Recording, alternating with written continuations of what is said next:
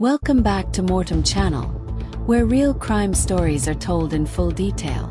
Tonight's case takes us into the dark streets of Fall River, Massachusetts, where 3 murders sparked one of America's earliest satanic panic investigations.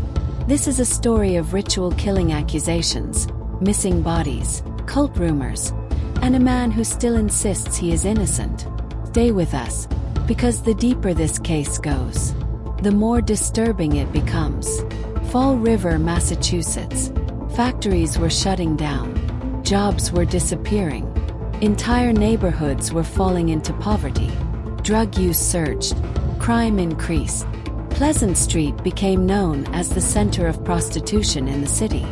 Neon lights flickered outside bars where addicts and drifters gathered through the night. Police struggled to control street crime. But something stranger was spreading. Rumors. People whispered about devil worshippers. Secret ceremonies in abandoned buildings. Animal bones found in the woods. Candles burning in circles. Pentagrams drawn on walls. Some residents claimed they heard chanting at night. Most dismissed it as nonsense. But then, a teenage girl was found murdered. And suddenly, people started believing. October 13, 1979. 17-year-old Doreen and Levesque arrived in Fall River from New Bedford. She worked the streets with another prostitute known only as Gail. Witnesses saw Doreen drinking heavily that night. Several people remembered her stumbling between bars downtown. Some said she looked scared. Others said she argued with men. Multiple witnesses saw her getting into cars. After midnight, she disappeared. Around 6 a.m. the next morning, 2 joggers arrived at Diamond Regional Vocational Technical High School. They walked toward the running track. Then one of them stopped. Under the bleachers, they saw a body. Teenage girl. Police quickly arrived. The scene was horrific. Doreen had been sexually assaulted. Her skull crushed by repeated blows. Her body partially hidden beneath the bleachers. Blood soaked the ground. She had no identification. Police released a composite drawing. Days later she was identified. 17 years old. The brutality shocked even experienced detectives. One officer later said, "It looked like pure hatred." But investigators had no suspects. Case stalled. And Fall River tried to move on. But less than a month later, another woman vanished. November 7, 1979. 19-year-old Barbara Raposa left home that evening. Barbara was a single mother. She struggled with addiction. She also worked as a prostitute. That night she left her son with a babysitter. She promised to return. She never did. Her father reported her missing when she failed to pick up her child. Barbara's last confirmed sighting came at about 8:15 p.m. A friend dropped her off downtown. Pleasant Street again. The same streets where Doreen had worked. Witnesses saw Barbara speaking with men. But no one saw her leave. Weeks passed. Winter arrived. Snow covered Fall River. Police had no answers. And January 26, 1980. 2 hunters made a discovery. Barbara Raposa's remains were found in a wooded area. Dental records confirmed her identity. The autopsy showed she had died shortly after disappearing. She had been beaten. The similarities with Doreen's murder were impossible to ignore. Police began to fear a serial killer. But rumors of cult activity continued to grow. And then a 3rd woman disappeared. Karen Marsden was 20 years old. She was also a sex worker. And she had frequent contact with police. Karen knew people on the streets.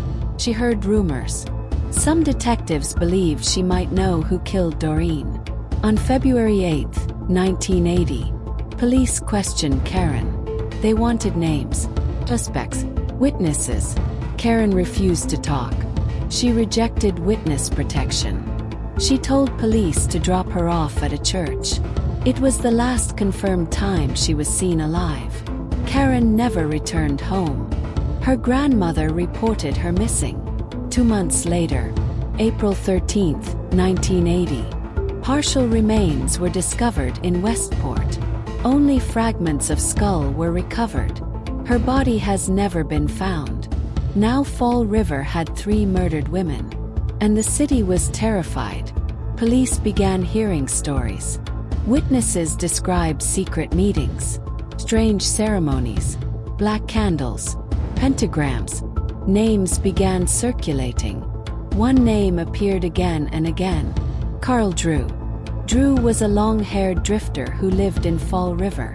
Some people described him as a cult leader. Others described him as harmless. But police believed he controlled a group of followers. Among them was a young woman named Robin Murphy. Murphy told police Drew had organized rituals. She claimed the murders were sacrifices. Karen Marsden, she said, had been killed because she knew too much. Robin Murphy gave a shocking statement. She said Carl Drew ordered Karen Marsden's murder. She described a ritual killing, multiple participants, weapons, blood. Police believed her. Drew was arrested. Several others were charged. The media exploded. Headlines described satanic cult murders. America was entering what would later be called the Satanic Panic. Carl Drew went to trial for Karen Marsden's murder. Robin Murphy testified against him. She said Drew orchestrated the killing. The prosecution painted Drew as a cult leader. Jurors heard stories of rituals and sacrifices. The atmosphere was intense. The jury found Drew guilty. He was sentenced to life in prison. Murphy pleaded guilty to second-degree murder. She received life with possibility of parole. Years later, Robin Murphy changed her story. She said she lied. She claimed police pressured her. She said she testified to avoid harsher punishment. Murphy insisted she never took part in the killing. Investigators began questioning the case. Journalists found inconsistencies. Some witnesses contradicted earlier statements. Questions grew. Was Drew guilty? Or was he a scapegoat? In 2021, a documentary series revisited the case.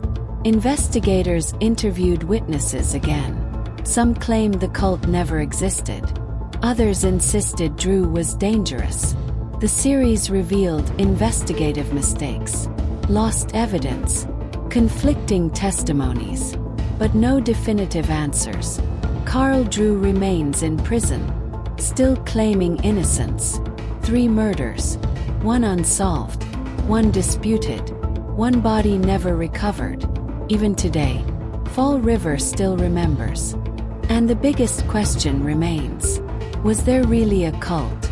Or did fear create one? M.O.R.T.E.M breakdown ranking.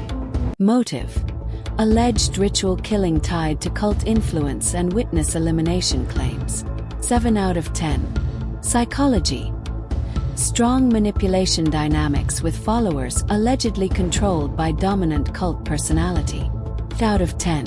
Investigation: confessions, recantations, and lost evidence created major uncertainty. 9 out of 10. Complexity: multiple victims, disputed testimony, and possible wrongful conviction. 9 out of 10. Evidence: conviction relied heavily on witness testimony later recanted. 6 out of 10. Notoriety: one of America's earliest satanic panic murder cases. 9 out of 10. Thank you for watching M.O.R.T.E.M. If you enjoy detailed true crime stories like this one, subscribe and follow for more deep investigations. Because the truth is always darker than fiction.